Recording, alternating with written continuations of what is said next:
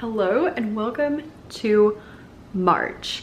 I have two funny stories for you. One is that all throughout February, I have had these moments where legitimately I'll be like, oh, I need to like make my new bullet journal set up because it's almost the end of the month.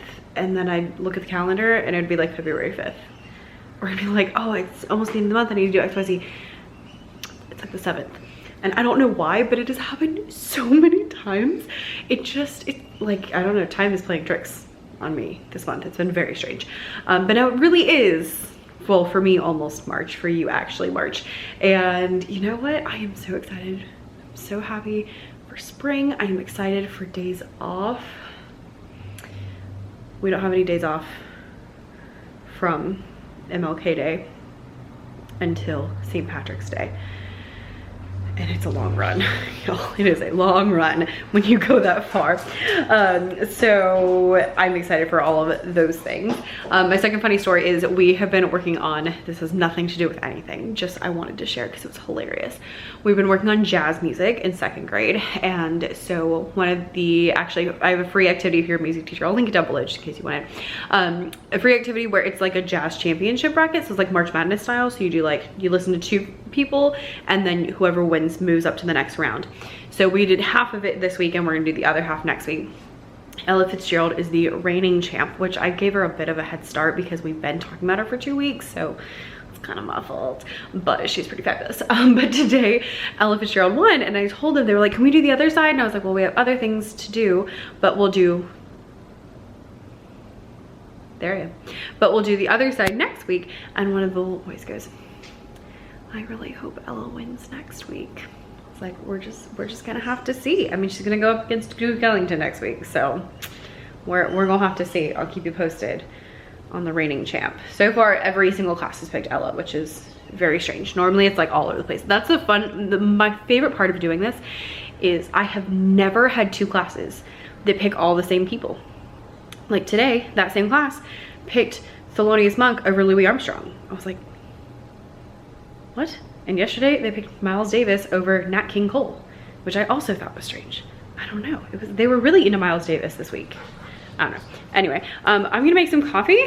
I am not as prepared as normal. We have not decorated for spring.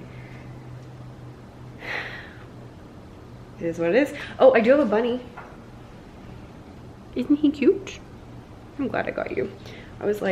I was telling my husband I needed like a golden bunny, and then we saw the golden bunny and I was like, I need this. And so now we have it. That's the story. What was I gonna tell you? Oh, coffee. And let's chit chat about some TPT updates from the town hall meeting. We're gonna talk about some motivation stuff. We're gonna talk about some questions that y'all had. So let's get to it. All right, cheers to March. I feel like I always wear like green or like something super springy, and I'm not today, but well, this is springy. It's like, it's flowery, right? I did fix my lipstick and I changed my hair a bit because I was feeling very haggard, but the whole point of these videos is to be like super chill, so I didn't like go do my makeup or anything. So sorry. Anyway, let's see. February was weird because I could not figure out the whole timing issue. TPT wise, it was pretty standard. I have already surpassed last year, and I have the rest of today and then tomorrow, not by a ton, so I'm still kind of sitting in that same boat. Although, to be honest, did I do that much? I guess I did. I tend to underestimate how much I have done. I was looking because there was a sale and I wanted to give you some sale numbers. Okay, so the first day of the sale, last year I made $864, and this year, the first day of the sale, I made $881. So like very similar, but on the second day, last year I made $1,760, and this year I made $2,000. So I made like a good 250 more the second day, so that has made a big difference, and over 250 more for the month. So just interesting if you were, you know, interested in where all of those things are. TPT still has seen some decline in the last couple months, year over year, according to our last town hall, although it seems like it's getting less. So there we are. And I think they said 1 month was higher than a different month. Maybe it was January. I don't remember.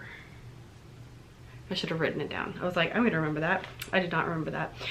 But a couple things that I did really well in February are I got my morning routine down. Like, I did such a good job, and it has been a game changer. Like, just getting my morning routines down and then like checking off all of my habits every day. I have like a whole list of habits that I check off every day when I do them in my little habit tracker, and it is so nice to just like be in a routine, to get up at the right time, to get things done, and just to be kind of rocking and rolling at the beginning of the day.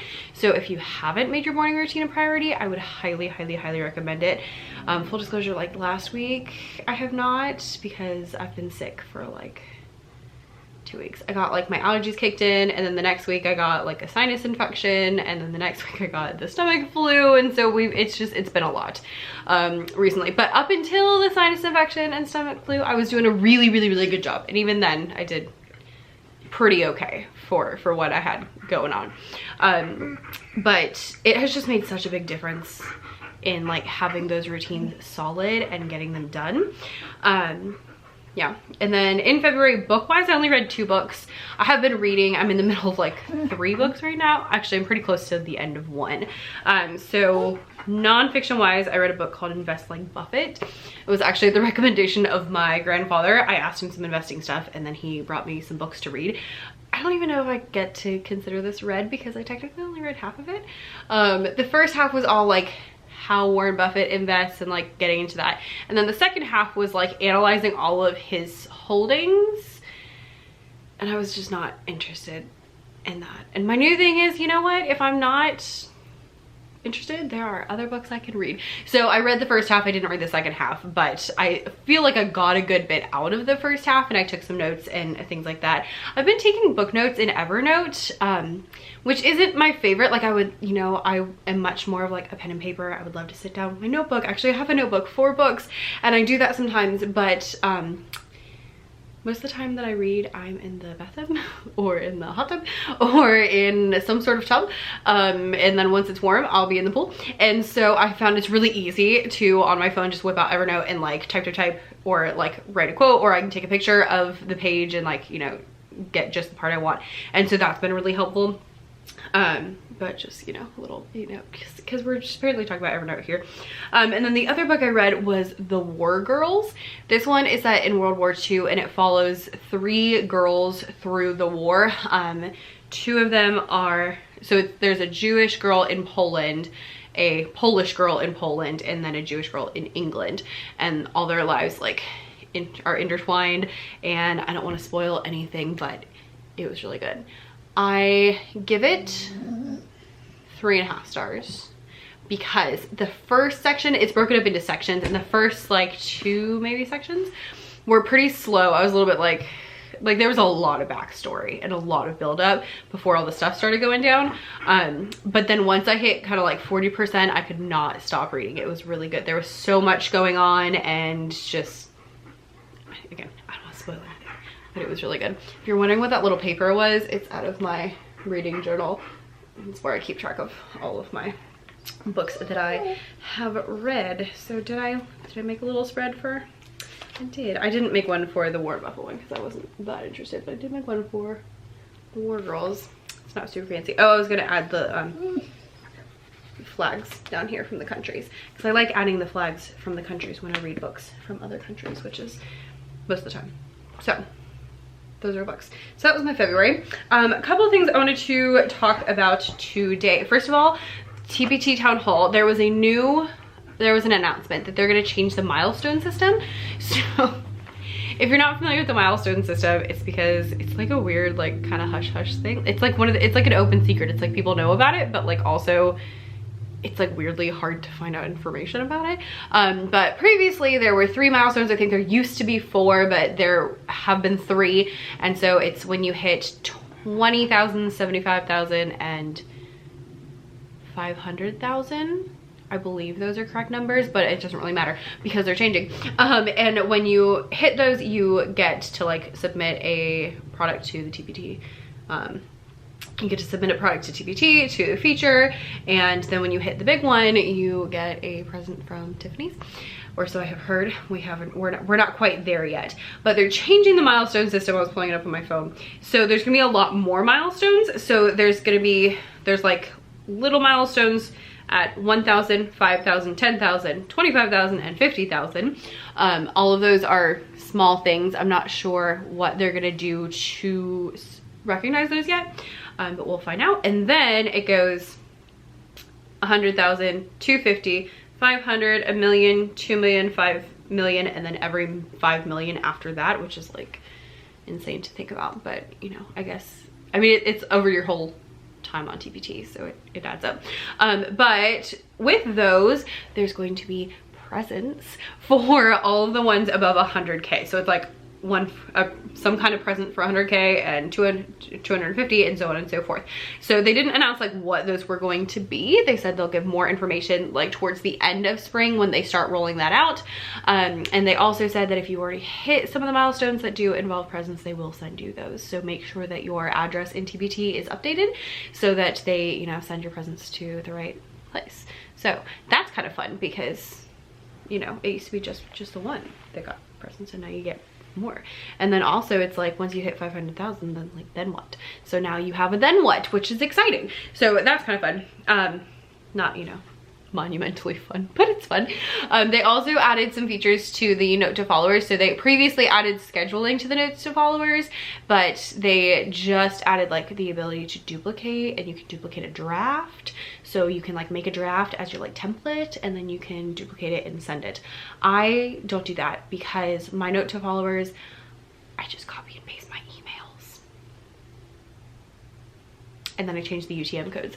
And I like doing that because then it's not any extra work for me, but I do get a little bit of extra reach with the stuff that I'm already doing, because y'all know I'm all about trying to get more reach with what I'm already doing. So that is something that I personally think is great. But I really appreciate the scheduling feature, and I am very excited about that one.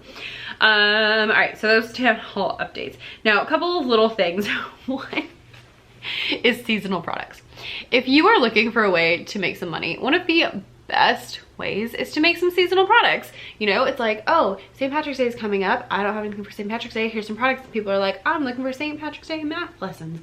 Oh, here it is. Oh, that's what I'm gonna buy. Seasonal products are a great way to boost sales at a particular time of the year. However, you need to work ahead. And now I personally am guilty of posting seasonal products like during the season. Been there, done that. I don't do that anymore. I'm very strict with myself now. I mean, I will like force myself to stop working on something and go work on something else instead, because what happens is if you don't have enough time between like posting and the season starting, then you just don't get as many people purchasing as you maybe would like. And especially think of it as lesson planning. Most people lesson plan once a week. So if there's a week between now and the holiday, that's, you know, one set of lesson plans that someone could potentially find your thing if they haven't already found something else. If there's 2 weeks, that's 2. You know, if there's a month, that's still only 4 lesson planning sessions. So like, think about it that way. And what called this to my attention is I follow a bunch of you actually on TPT, and I saw someone posted a 100 days activity in the middle of February, which is when a lot of people have their 100 days thing, right? Y'all, our 100 days celebration was a month before that. Ours was at the beginning of January. It was like second week back from school. So all the schools in my county and all the other people who started school when we did already celebrated that like a month before. So I'm like, you just spent that time, like, I assume you made the product for, you know, your kids or whatever, but you just spent the time to TPTify it, to protect it, to post it and make thumbnails and make, like, do all those things, and half the people already had their 100 days thing. And then the other people like are having it right this second and probably already have plans. So just don't do that to yourself, because when you really start thinking about time as the idea of if I do this, it takes away time from that. That's what got me, is if I'm spending time working on this 100 days activity when half the people already had 100 days celebrations, then I am not going to be able to spend time doing something else. So every time that I'm spending time on this, I can't spend time on this. If I choose to make this product, then I can't make this product because I can't do them both at the same time. So if you're working on one thing, it's taking away time from something else, which is fine if that's what you want to take time away for. But if it is a seasonal product, you need to have it posted. Like if you're looking at right now making a St. Patrick's Day lesson, you are too late. Yeah, you might get a couple people who sell, who, you know, buy it, and yeah, you can post it and it'll sell next year, and maybe a couple this year, maybe even okay this year, but now is not the time to make St. Patrick's Day lessons. You could maybe do spring lessons. Start thinking about testing and end of the year and summer. Those are the things that you want to be doing now. Okay? I know it's hard. Trust me, I know it is difficult. Been there, done that many times. And so I'm telling you from experience and also from logic and data that that is not the way to go. So just don't. Now I have two things that people have asked me about, and then one little other thing that I have noticed that I want to share. Is a little bit of a kick in the booty, but you know, what you came here for, right? So one person asked if I had some suggestions for finding your niche. I have some videos about finding your niche, but basically the best way to work on your niche and figuring out your niche is, first of all, to stop stressing about it. Secondly, to think about what you, just frankly, what you want to post. So you can start with like your grade level. So if you teach, you know, high school English, that's where we're gonna start. But start a little bit smaller. This is what I would definitely do if I was restarting today, is I would start really small. So like I make a lot of music centers, which may or may not do okay for you, but for me, like that's one of my things because I love centers in my class. And so if I were to do it again, I would start, I guess I kind of did this anyway, I just didn't know what I was doing it. I would start with like music centers, and I would probably start with like music centers for rhythm. And then I would expand from there. So maybe you start with, you know, writing centers for 2nd grade, and then make a bunch of products for that. And then you can expand a little bit to include some grammar, and then you can expand a little bit to include morning work, or, you know, different things like that. But really think through like, how can you start small? And the reason is because the magic in TPT and where things really start to multiply is when people can purchase multiple things from you. So if you have a couple of products that are all similar, people can purchase all of them, or you can bundle them and people can buy the whole bundle. And that's really where things go well. And also then you're naturally creating a niche for yourself because you have all these products that go together. That's what a niche is. And then you can expand from there. I'm not one of those people who are like, you must only make things, you know, super specifically for your niche. I think it is important to have a niche and think of it more like an ideal teacher. So, you know, I teach music, and so my stuff is all geared towards music teachers who want something that is easy to implement but is fun and engaging and is going to actually teach some content. Like those are my 3 things that I'm trying to check off. So if you are someone who wants to sit there and, you know, I don't know, do boring things, I'm not the store for you. You know, and if you're someone who doesn't want to actually like do anything, probably not the store for you either, because a lot of my things, and you know, require you doing some effort and you figuring out things and you doing stuff, because it's very much like the style that I teach. Like you have a niche, you just don't know how to describe it yet, really and truly. So just start small, get bigger, and then as you start getting bigger, really follow the data. So if you do something that's a little bit out of your niche and you're like, oh, lots of people are buying that, then you know, move that way. But just really don't stress about it, and it'll come naturally eventually. But if you're intentional, it'll come a little faster, which we do like. The second question I got was, what is my longest product line? Well, I would definitely say that is Write the Room. because my Right the Room activities, I have usually 10. So I have Right the Room activities for every season. There's 11 different seasonal packs that I have. I know because I recently like did some new bundles, so I know what those are.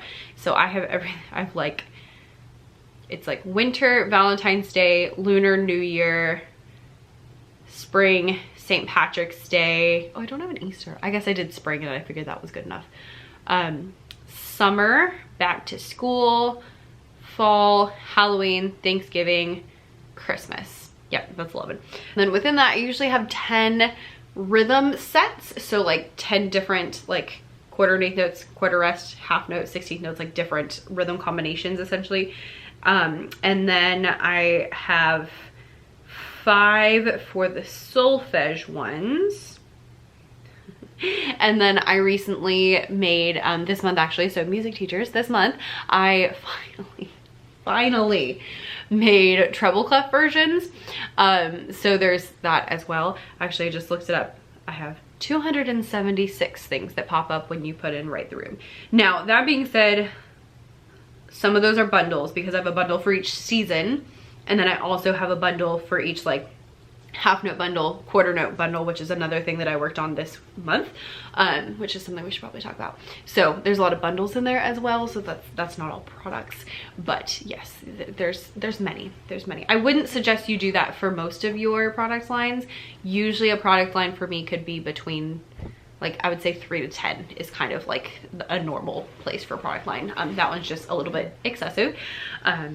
Because I got a little crazy, but I really like them and they sell pretty well. So that's why I do that pretty much every season. Actually, I was looking this morning, I was looking at my best performing products from last year at this time, and one of them was the St. Patrick's Day Right the Room. So I was like, all right, well, there we go. So yeah, that's a lot of products in one product line. I don't have like a huge bundle where you can buy them all together, but I don't think anyone wants to pay that much money either. No. I don't think anyone wants to pay that much money either. While we're on the subject of Right the Room and treble clef and bundles, I want to encourage you to do the thing that's on your to-do list that you keep pushing off to the next month, because it's just really satisfying to finally finish those things that you know you need to do, that the data says you should do, that you really ought to do, that maybe you don't want to do. And then usually if you're looking at the data and you're making smart decisions, they also pay off pretty well. So for example, this month, I told you I finished my Right the Room treble clef, which is something I have had on my list for months and months. And then I also have been going through and bundling them differently. So I had them bundled where you could get all the spring together and all the summer together and all that kind of stuff. And now I'm going through and bundling them, like I have all the half notes and all the triplets and all the quarter notes and like stuff like that, so that you can get like half note Right the Rooms for the whole year essentially. And that's been really fun, and those have been selling pretty well. So I'm wanting to do that also for the solfege ones, and hopefully that'll work out well. But there's just something really satisfying. I just was head-butted. There's something really satisfying about finishing that thing that like you know you need to finish, that's probably gonna do well, and usually it does when you're that pretty confident. So highly recommend. And then it's so nice to just have it off your plate and out of your head. All right, the last thing I wanted to tell you is something that I've also been seeing around, and it's people being like, I really haven't been motivated this month. I have heard so many people say those words, like, I just haven't been motivated this month. I haven't been motivated this month. I'm like, of course you haven't. First of all, it's February. Like, all the motivation is in January, and it's gone by February. And in February, you're left with whatever you have left. So let's talk a bit about motivation. First of all, it wears off, and that's why you have no motivation in February, because you used it all in January. Number 2 is, frankly, you don't need motivation. You need to get to work. That's what you need. That's what you need. And I feel okay saying this because I, you know, like made this whole video about motivation one time and all these different tips and tricks and stuff, and then I asked y'all, I was like, what are your best tips for motivation? And so many of you were like, just do it. And I was like, yeah, that's accurate. So you don't need motivation. You just need to get to work. But if you're struggling with motivation, 3 things that might be your problem. One is you might be a little too perfectionistic. You might be a bit too much of a perfectionist. So if you're sitting here and you're like, you know, it has to be perfect, it has to be magical, and I need to like really think through how it's gonna happen, I find, in my humble opinion, that usually that means you just never get started. So if that's your problem, then my suggestion is to lower your standards. So don't go into whatever it is you need to do thinking it needs to be perfect or magical or whatever. Instead, just get started. Think of it like this is the first draft and it doesn't matter, and I can change anything. I tell myself that all the time. You can change all of it. You can change whatever you want. Like, you just need to start getting things done, and then you can come back and change it later. Do I usually come back and change it later? No. But having the knowledge that I can is really, really huge. So one is make sure you're not being a perfectionist and stopping yourself from starting. Just lower the bar. Like, if you hate it, no one has to see it. Okay? Okay. Number 2 is that you maybe don't want whatever it is badly enough. Or maybe you haven't connected to your reason why you want to do XYZ. Okay? So, for example, if you're like, I really need to make money because I need to get out of debt, or I need to send my kids to a good school, or I need to be able to pay my bills, those are really good reasons to do some work, and that's gonna motivate you because you're gonna be like, I need to do this. And so those are things that are gonna help. I have really, really, really big goals in mind. And so when even last night, I was like, I don't wanna get up and get my computer and do stuff. And then I was like, Becca, you have goals and you care about those goals and you want them to happen quickly. And so the more you can do, the closer you're gonna get to that. Now, I'm not saying burn yourself out, but I am saying, you know, you gotta connect to that reason. So if you're not really feeling it, I would like you to kind of stop and be like, okay, why am I doing this? And then why? And why? And why? Keep asking yourself that until you get down to the core reason. It's kind of like when you argue with a kid and you're like, okay, what's the real problem? The same kind of thing. So if you're like, I don't want to do XYZ, think like, okay, why am I making this product? I'm making this product because I think it's going to sell well. Why do I want